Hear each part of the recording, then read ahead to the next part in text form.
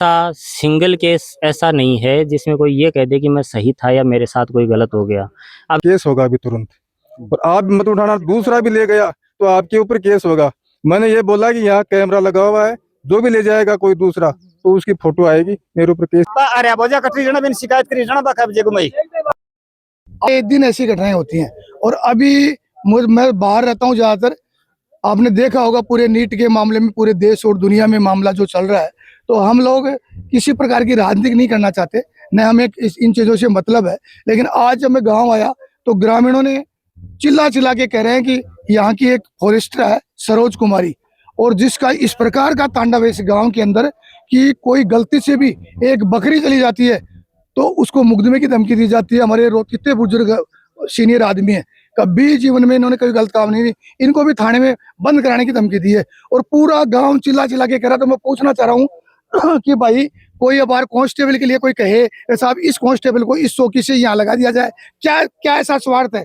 तो मैं वन विभाग के अधिकारियों से मेरी मांग है कि समय रहते यहाँ की जो ग्रामीण नहीं चाहते जिसको, तो कोई दिक्कत नहीं है, कोई ग्राम अनैतिक काम नहीं करते, कोई अवैध खनन नहीं होता, और होता तो हमें बताइए। तो ऐसी फॉरेस्टर या क्या गार्ड का जो भी उसके पास में पद है, तो ऐसी फॉरेस्टर को हटाया जाना चाहिए। तो सरोज कुमारी को अभी थन जाने की जरूरत है वह कहीं पड़ी, क्योंकि रेंजर साहब भी रेंजर जगह साहब में की वर्तमान में आए नहीं। ये बात सही है कि रेंजर साहब यहाँ की जो फॉरेस्टर है जिस सुरेश कुमारी सरोज कुमारी का नाम ले रहे हैं, उसको जब छोटे से काम के लिए वो आ जाती है, लेकिन अब 24 घंटे होने को आए, अब नहीं आई वो, इसलिए ग्रामीणों में आक्रोश है। और रेंजर साहब तो दूसरे जो रेंजर साहब दूसरे पद पे वो आगे हैं। रेंजर साहब जो आए हैं यहाँ पर, तो रेंजर साहब देखिए संजीदा सोच के व्यक्ति है, इन्होंने बहुत कुछ बताया भी है कि भाई किस प्रकार से मुआवजा राशि मिलती है। और ये आनंद फानन में जब जो ही इनके पास में फोन गया या आ भी गए, मौका भी इन्होंने देखा है, और घटना को देखे ये खुद भी विचलित है कि भाई जो हर्जा हुआ है, इनके नुकसान हुआ है, उसका प्रोसेस के तहत हम इनका मुआवजा जो जो प्रोसेस बनता है उसमें दिलाने का पूरा प्रयास करेंगे, ऐसा है। लेकिन मैं पूछना चाह रहा हूँ, गवर्नमेंट कुछ भी प्रोसेस बना ले, कुछ भी नियम हो, लेकिन क्या एक 3000 के अंदर 2000 के अंदर बेड आ सकती है? नहीं आ सकता। क्या एक बकरी है मवेशी की कीमत आप 2000 में आ सकते हैं? तो मेरा कहना ये है मीडिया के माध्यम से कि ये जो घटनाएं हैं ये सोने वाली घटनाएं हैं। आज पांडु के इतना बड़ा तांडव हुआ है, इतनी बड़ी बर्बादी हुई है, आप घर चले जाएंगे। मैं अब उदयपुर वाटी की जनता को जागृत करना चाहता हूं कि अब समय आ गया है, ये जो विधानसभा के अंदर पार्लियामेंट पे जो कानून बन रहे हैं, तो पार्लियामेंट में और विधानसभा के अंदर ये क्वेश्चन उठ चुका है, और अब इसके लिए आर पार की लड़ाई लड़नी होगी। और हम चाहते हैं कि आसपास के ग्रामीण हमारा सहयोग करें, एक कमेटी बनाएंगे और वो इस जंगल जो गांव है उनको बचाने की होगी। और ये जो बड़े जानवर है, इन जानवरों की जरूरत नहीं है, बघेरा, चीता, शियार जो भी है उनको आप या तो चिड़ियाघर में बंद कीजिए, नहीं आपका वन क्षेत्र है सिरस्का जैसे राजस्थान में खूब बड़ा है, तो हम इसके लिए बात भी करेंगे।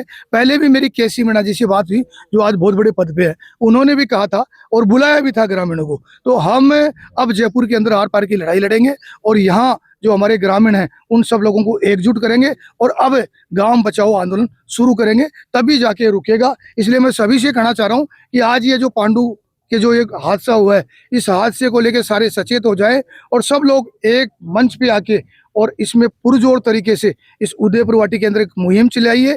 कानून बनाने वाले लोग, चाहे लोकसभा की बात करें, विजेंद्र अरोड़ा जी सांसद हैं, उन्होंने एक बार भी लोकसभा में इसका मुद्दा नहीं उठाया। विधायक सत्ता का हो चाहे न हो, लेकिन ये सब काम असेंबली में होते हैं। इसलिए हम यहाँ के जो आज जो प्रेम सिंह बाजोर आ रहे हैं, भारतीय जनता पार्टी के जो बड़े लोग आ रहे हैं, उन सबसे बात करेंगे। मुख्यमंत्री जी से भी हमारी 3-4 दिन में वार्ता होनी है, 3-4 दिन में हमारी नीट छात्र को लेकर वार्ता होनी है।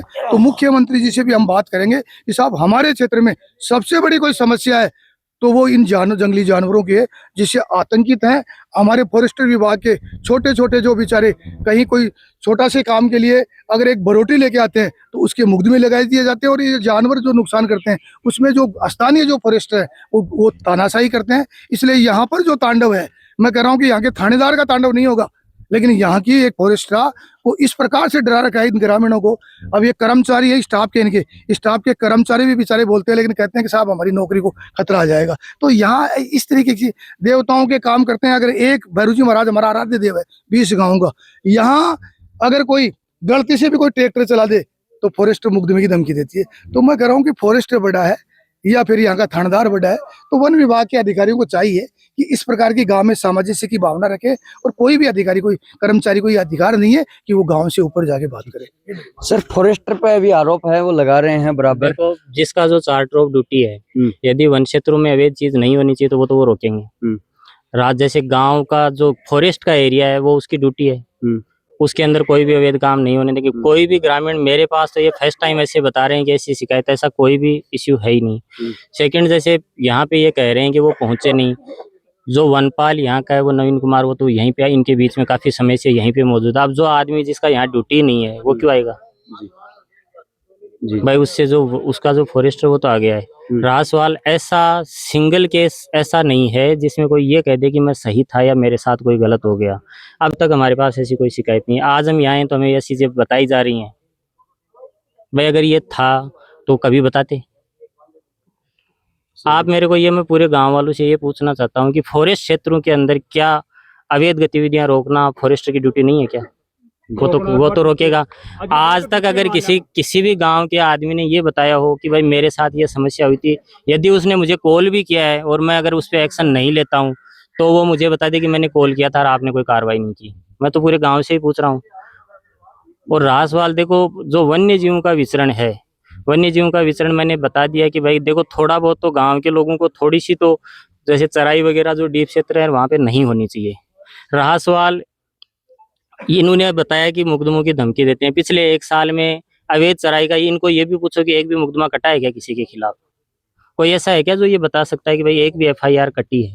आप ऐसे मत बोलिए बाबा जी, आप तो कह रहे हो कि मेरे पे फॉरेस्ट के अंदर ही तो पैंथर का या कोई अटैक हुआ था, फॉरेस्ट के अंदर ही बकरियां लेके जा रहे हो, तो ऐसे तो कम से कम कार्रवाई कुछ करते ही नहीं है। अब मैं बता देता हूँ, 3 महीने जो अपने जैसे अभी ये जो बारिश की सीजन होती है, इसमें क्या होता है, नए बीज हैं वो अंकुरित होते हैं। उस वक्त हम थोड़ा बैरियर लगाते हैं तो वो घास और जो पौध ग्रोथ करती है वो आप लोगों के काम आती है साल भर। हमारा तो जो प्रतिबंध रहता है चराई का वो भी इन्हीं 3 ही महीनों में, बारिश वालों में, बाकी तो प्रतिबंध ही नहीं, आपके लिए खुले ही रहते हैं। दूसरा, आपके जो अधिकार और रियायतें पहले से जो फॉरेस्ट एक्ट में दी हुई है, हमने किसी की बाध्यता नहीं की। अगर जिनको जानना है मैं सारे डॉक्यूमेंट्स ही दिखा दूंगा। न किसी के मंदिर का रास्ता हमने अवरुद्ध किया है। मंदिर जो यथास्थिति में बने हुए हैं, हमने सरकार को भी अपने यहाँ लगभग 44 टेम्पल्स बने हुए हैं, उनकी मेल लोकेशन वगैरह सब कुछ हमने भेजा हुआ है। लगभग 10 किलोमीटर की हमने फेंसिंग इस वित्त वर्ष में हमने डिमांड की है कि भाई ये फेंसिंग चारों ओर हो जानी चाहिए। लास्ट ईयर अप्रोक्स 10 हमने वाटर होल बना दिए हैं। ग्रास लैंड डेवलपमेंट हम कर ही रहे हैं, साइटें बना ही रहे हैं। देखो एक चीज़ बता देता हूँ, 5 साल के लिए कोई भी काम होता है, नया पौधा लगता है, उससे ग्रोथ करने के लिए 5 साल का टाइम चाहिए। उसके बाद उस साइट का भी हम गेट खोल देते हैं। आपके यहाँ पुरानी साइटें जो फॉरेस्ट ने प्लांटेशन कराया था, जैसे मान लीजिए 5 साल 7 साल पहले कराया, तो सारी खुली हैं। वहाँ क्या आप भी घूमते हो और बाकी भी घूमते हैं, लेकिन जैसे छोटे पौधे को तो वो बकरियाँ खा जाएंगी, वो पेड़ तो आपके काम में आएगा। थोड़ा सा देखो, ये एक मैं बताता हूँ, वन विभाग वो विभाग है जो, ये मान लो कि जो दिन भर एक सेवा वाला ही काम है। हमें खुद को भी सुकून मिलता है और आपको भी सुकून मिलेगा। आपकी बकरी किसी पौधे को नहीं खाएगी तो आपको भी अच्छा ही लगेगा। और मैं ये पर्सनली ये बताना चाहूँगा कि आपका जब भी कॉल आया है किसी का भी, हमारा स्टाफ ने इमीडिएट एक्शन लिया है और हम तुरंत मौके पे भी आते हैं। आप कोई ऐसा प्रकरण बता दीजिए कि जिस दिन कोई स्टाफ पहुंचा नहीं हो। अब रहा मुआवजे का, देखो मुआवजा सरकार ने पहले डिसाइड किया था। यहाँ के जो MLA साहब वगैरह ने पहले भी ये मुद्दा विधानसभा में रेज किया हुआ है, उसकी ऑलरेडी प्रोसेसिंग चल रही है। मुआवजा जैसे ये जो इंक्रीज करना है, इसका ऑलरेडी प्रोसेसिंग में है और विधानसभा में ये बात उठी है, क्योंकि पूरे तो राजस्थान स्टेट का मैटर है, नॉट ओनली कि यहाँ का, अपने यहाँ का नहीं है वो ऑलरेडी। मैं और जिनको ये जानने कि भाई क्या क्या लेटर हैं, तो मेरे ऑफिस में सारी वो फाइल पड़ी है, मैं सबको दिखा भी दूंगा कि आज दिनांक तक ये कार्रवाइयाँ हुई हैं। आप पर्सनली चेक कर लेना। जीवन के अंदर कहीं एक पौधा भी काटा हो तो कोई बताइए। ये रोहतास जी हमारे गांव के वयोवृद्ध आदमी है, इनके साथ में इन्होंने कभी कोई इस अनैतिक काम भी नहीं करते हैं। ये हमारे निवासी धर्मात्मा आदमी है, देवता आदमी है, जो सिर्फ और सिर्फ गाँव के अंदर अच्छे कार्य करवाते हैं। इनके साथ में जो सलूक हुआ, जो जाती हुई, वो पूछिए आप। क्या सलूक हुआ आपका? बैरून जी महाराज का स्थान पर भामाशाह काम कर रहा है। गांव का कुछ लोग पल्ली साइड में जो एक कच्चो रस्तो बी के लिए बोला मैं 5-6 डंपर डलवा दो, बी मैं डंपर डलवा लेगा तो बी साइड में डंपर गयो बोला नहीं गयो जना मैं पानी का टैंक के सारे इस साइड में डंपर डलवा दियो। डलवाता है मेरे कॉल आयो मैडम जी को, बोले राम निवास जी यहाँ आपने डंपर कैसे डलवाया? मैं बोला साहब डंपर की आगे गए होगा ना, अरे डलवा दियो, मैं मेरा उठा के ले जाऊंगा। बोले इसको उठाना मत, आपके ऊपर केस होगा अभी तुरंत, और आप मत उठाना, दूसरा भी ले गया तो आपके ऊपर केस होगा। मैंने ये बोला कि यहाँ कैमरा लगा हुआ है, जो भी ले जाएगा कोई दूसरा तो उसकी फोटो आएगी, मेरे ऊपर केस कैसे लगेगा। मैंने फिर उसको ये बोला आप फटाफट जाओ थानेदार के पास और वहां जाके मेरे ऊपर केस करो, मेरे कोई फर्क नहीं पड़ता है, मैं अच्छा काम कर रहा हूँ। बाद में मैं यहाँ से के साहब को कहा, के साहब इनको कहा ये क्या, मैंने सीधी बात है, धमकी PAD है कि PAD को मैंने फोन किया, PAD के जो एन साहब, आपके लिए तो ऑफिस देखो मैं बताऊं, नहीं ऑफिस खुला था लेकिन अधिकारियों को इनको शिकायत नहीं की क्या आपने? नहीं कर रहे थे वो। फिर क्या हुआ देखो मैं बताऊं, सीधा कहा कि पाबंद कर मेरे दिया, इतनी इतनी वो तो बदल दिया सामने आपके खड़ा, फिर भी आप नहीं, किसी पे जा बात रहे हो। सुनो, देखो ये बदला हुआ सच्चाई, है सामने। अजी सच्चाई बताऊं, एक ही गई बोले बंद कर दूंगी और बंद कर दूंगी और सुनो एक मिनट अरे बोझा कटरी जना बिन शिकायत करी जना बाका जे गुमई अब सच्चाई बताऊं, बात सुनो मेरी, यहाँ के फॉरेस्ट को हाँ। बर्खास्त करो, बर्खास्त करो, यहाँ के फॉरेस्ट को रुकिए थोड़ा। बर्खास्त करो, बर्खास्त करो, बर्खास्त करो, बर्खास्त करो। सच्चाई की हुई, फिर बढ़ाऊं कि मैं धमकी मारी, मैं घर आओ जना बोल तुरंत बढ़े आओ, मैं सोचो बैरों में जाता है केस लागे को, मैं बोलूँ मैं बाला जी के बैठे हूँ, माँ का फोन करूँ। मोहरम आप लेके आए थे, कहाँ से लेके आए थे? लेवरी नीचे मोहरम कहीं से भी लाओ, कोई भी लाओ, हाँ पर्ची था सारा था। अब ये बताओ, यहाँ मोहरम के चारों ओर पहाड़ हैं, आप आपके ऊपर कोई चीज होती तो आपसे ये तो ड्यूटी है ना कि वो रवाना तो चेक करेगी। नहीं तो वो अरे चीज नहीं, नहीं, फॉरेस्ट वो से तो आई है। ये के लिए नहीं नहीं कहा। कहा मत इसको मुकदमा लगाओ, ये तो बोल लगा दिया दिया क्या? मेरा एरिया में मेरे डालो। तो ऐसे नहीं होते मुल्क में, हुआ क्या? धमकी नहीं, वो तो धमकी के बाद में रेलवे साहब दबाओ मत। भाई आप बोली, भी हुआ है क्या? हाँ बोली राम निवास जी मेरे से मिलो, दबाना ठीक जब मैं बोला कौन नहीं मिलूं, मैं तो पिसा कौन तंदे बाटे, मैं कौन नहीं मिलो, मैं बोला पैसा ही मांगे गए नहीं सर। पिसा कौन मांगे, बोले मेरे से मिलो, मैं बोला कौन नहीं मिलूं, मैं तेरे से मुकदमा लगाऊंगा मैं कौन नहीं मिलूं, मैं लगा दे मुकदमा लगा दे, ये फर्क पड़ेगा मेरे। बिल्कुल बिल्कुल, और अब वार्ता करिए और भी सारी जानकारी है वह दिवानी कोशिश करांगा, लेकिन यहाँ पर जो को मुख्य मुद्दो हो वो